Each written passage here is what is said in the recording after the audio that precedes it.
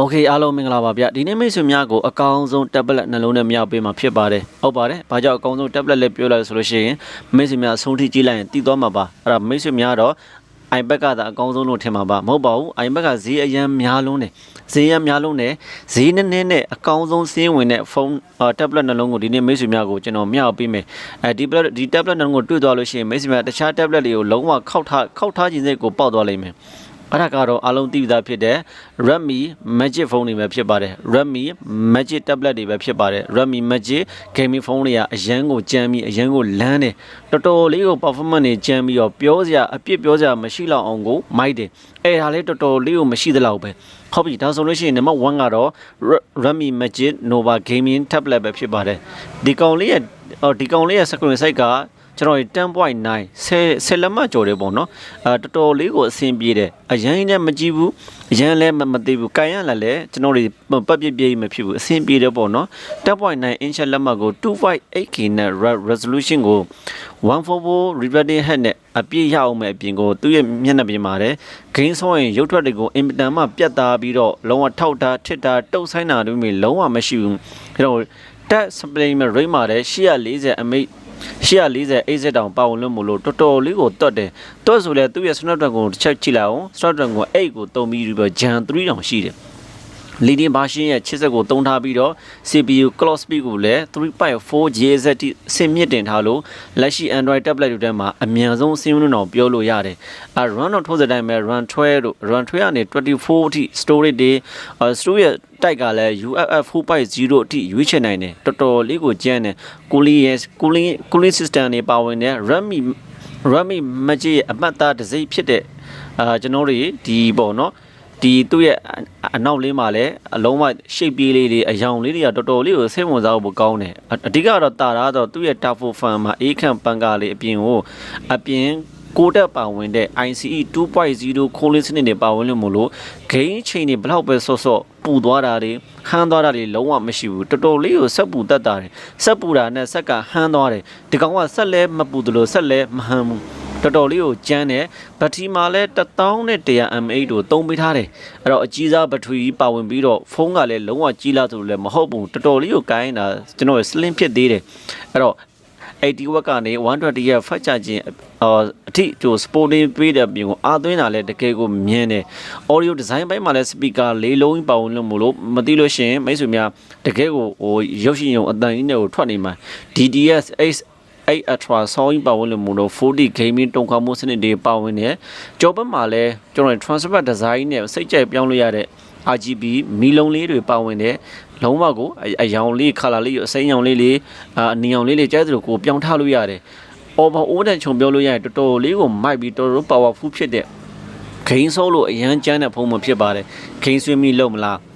gain ဆုံးပြီးပတ်စံရှာမလားစိုးမိုက်ပဲအရန်ကိုမိုက်တယ်ဈေးနှုန်းကတော့ Rumble Cable မုန်တီးပြီးတော့ဈေးကွာသွားနိုင်တယ်30ဝန်းကျင်ပဲရှိပါတယ်အဲ့တော့ run နဲ့အိတ်ထက်နေသွားသလို run များရင်တော့အိတ်ထက်နည်းနည်းများသွားနိုင်ပါတယ်အဲ့တော့ဒါပေမဲ့ကျွန်တော်တို့ရဲ့ဒီဘက်ဈေးထဲမှာကျွန်တော်တို့ဒီဘက် second box ဈေးထဲမှာတော့7 73 14 15ဝန်းကျင်နဲ့တချို့လဲထုတ်နေတာကိုရှိပါတယ်เนาะအများကြီးပဲ second ဆိုင်တွေမှာလဲတချို့တော်တော်များများကိုတွေ့နေရပြီနံပါတ်2ကတော့သူနဲ့တူအပြိုင်လုံးအောင်ပြောလို့ရတယ်သူကတော့ထွက်တာတိတ်မကြသေးတဲ့ Redmi Magic Ultra 5 Pro ပဲဖြစ်ပါတယ်ဒီ5 Pro ကလည်းတော်တော်လေးကိုကျန်းတယ်သူကတော့ screen size နည်းနည်းသေးသွားမယ်9.06 inch လက်မနဲ့ 2.4K OLED display နဲ့အဲ့တော့ကျွန်တော်တွေ165 AZ ရှိသူက reflective ပါဝင်လို့မလို့ခုနန်ကောင်ထက်တော့ပို့ပြီးတော့တွတ်တယ်အဲ့တော့ OLED တွေဖြစ်သွားတဲ့အတွက်ကြောင့်မို့ color ဆုံးလင်းမှုမင်းနှက်မှုအပိုင်းမှာတော့တီးတတာကိုပိုကောင်းလာတယ် performance မှာလည်း Android ရဲ့အားအကောင်းဆုံးဖြစ်တဲ့ Snapdragon ကို 8E Lite နဲ့ 3nm ကိုပို့သုံးပေးထားတယ်ဒီ processor ကခုန processor တက်ပို့ပြီးတော့မိုက်တယ်ပိုမြန်ဆန်တယ် performance မှာ Amazon ကိုမြန်ဆန်ပြီး gain ဆော့ရတာပိုတွက်လက်တယ်Cooling system ဒါကတော့အလံဆုံးမှာပဲ high end gaming လက်တော့တွေမှာသုံးတဲ့ liquid metal 2.0 အေးခန့်စနစ်ကို Turbo Fan နဲ့ပေါင်းလိုက်ပြီးတော့ထုတ်လက်တော့ကြောင့်မို့ CPU အပူချိန်ကိုတိတိတတ်တာချပေးနိုင်တယ်တော်တော်လေးကိုကျန်းလာတယ်ပေါ့နော်အဲ့တော့ပဒီပါဝိုင်းမှာတော့ကျွန်တော်8300 mAh ကိုသုံးပေးထားတယ်အဲ့တော့သူလက်ခုနလိုပဲ80 watt fast charging စနစ်နဲ့ပါဝင်ပြီးတော့ gain ဆော့ရင်အားသွင်းပဒီတဲကိုထိုက်ရိုက်မသွားဘဲနဲ့မာတာဘုတ်စီကိုပဲထိုက်ရိုက်power ပေးတဲ့ bypass charger စနစ်လည်း တူခုဒီ model မှာအဲ့လိုနေပညာအသစ်ကိုသူထည့်ပေးထားတဲ့ပေါ့နော်စက်ပူချင်းကိုတတ်တာစီပါတယ်ဒါကြောင့်မို့ကျွန်တော် key future တွေနဲ့ game သမားတွေအတွက်လည်းလုံးဝကိုအကြိုက်တွေ့စေမဲ့အချက်ကတော့ Redmi Magic ဂိမ်းကစားနေရင်ဖုန်းခေါ်တဲ့နေရာမှာ noti တွေပိတ်ထားလို့ရတယ်လို့ကျွန်တော်တွေ Crosshair ပစ်မှတ်တွေအကူအညီ fan speed တွေမြင့်တော်တွေကိုစိတ်ကြိုက် control လုပ်လို့ရတယ် game speed software တွေမှာပါဝင်ပါတယ်အဲ့တော့စပြီးကျွန်တော် connectivity keyboard mouse စတဲ့ကျွန်တော် game controller game pad တွေစပြီးကျွန်တော် game pad တွေနဲ့တွဲဆော့တာလေးလုံးဝကျွန်တော်တို့အရင်တော့ဆိုလို့ TV နဲ့ကျွန်တော် game pad တွေနဲ့တွဲဆော့တာသူအဲ့လိုပဲသူ့လည်းသူ့အဲ့ tablet နဲ့ကျွန်တော်တို့ game pad တွေနဲ့စပြီးတွဲဆော့လို့ရတယ် controller လေးပေါ့နော် controller လေးနဲ့သူ့ကိုတွဲဆော့လို့ရတယ်တော်တော်လေးကိုမိုက်တယ်ကင်မရာမှာလည်း